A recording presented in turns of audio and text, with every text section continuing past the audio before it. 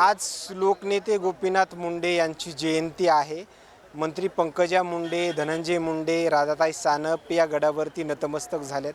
पंकजा मुंडे यांचं भाषण देखील पार पडले आणि त्यानंतर माझ्यासोबत राधाताई सानप आहेत। ताई, गडाचं दर्शन घेतलंय, काय पहिली प्रतिक्रिया साहेबांच्या, कशा पद्धतीमध्ये आठवणींना उजाळा द्याल? आदरणीय लोकनेते गोपीनाथरावजी मुंडे साहेब गडावर आल्यानंतर साहेबाची आठवण झाल्याशिवाय राहत नाही। तोच रुबाबदार चेहरा, रुबाबदार बाणा आणि साहेबाचं बेधडकपणा, लोकांवर केलेलं साहेबांनी प्रेम हे दिसून येतं।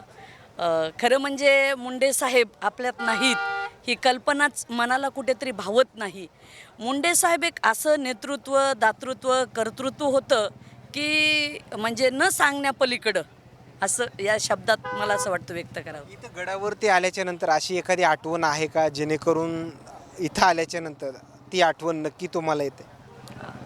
या ठिकाणी मुंडे साहेब असताना आम्ही गडावर भेटायला त्यांच्या कारखान्याच्या ऑफिसमध्ये आलो होतो आणि त्यावेळेस साहेब म्हणले, या राधाताई या, बसा, खुर्ची बसायला देणं, का जेवल्या का बसल्या, हे साहेबांचं फार असायचं। कुठले महाराज असेल किंवा माणसं असेल, रिस्पेक्ट कसा द्यावा हे साहेबाकडं फार होतं। लहान माणसं असले तरी त्याचा सन्मान करणं हे साहेबांकडं फार मोठं एक उदारत्व होतं। बऱ्याच वेळा असं पाहायला भेटत नाही, पण मोठी माणसं तीच असतात की छोट्या माणसांना जे सन्मान देतात तीच मोठी होतात।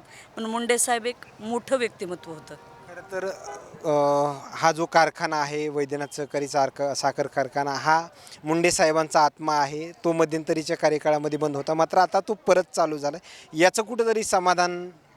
नक्कीच, याचं समाधान नक्कीच आहे। आदरणीय आपल्या राज्याच्या मंत्री पंकजाताई मुंडे यांनी तो कारखाना पुन्हा चालू केला आहे आणि तो मुंडे साहेबाचा आत्मा सुरू झाला आहे, याचं एक नक्कीच समाधान आहे। ओके, धन्यवाद। या ठिकाणी पाहायला गेलं तर राधाताई सानप यांच्या आलेल्या प्रतिक्रिया, मात्र आणखीन काही नवीन अपडेट्स मिळतील का, हेही पाहणं तेवढंच महत्त्वाचं ठरणार आहे। कॅमेरामॅनसोबत सूर्यज मीडिया, गोपीनाथगड।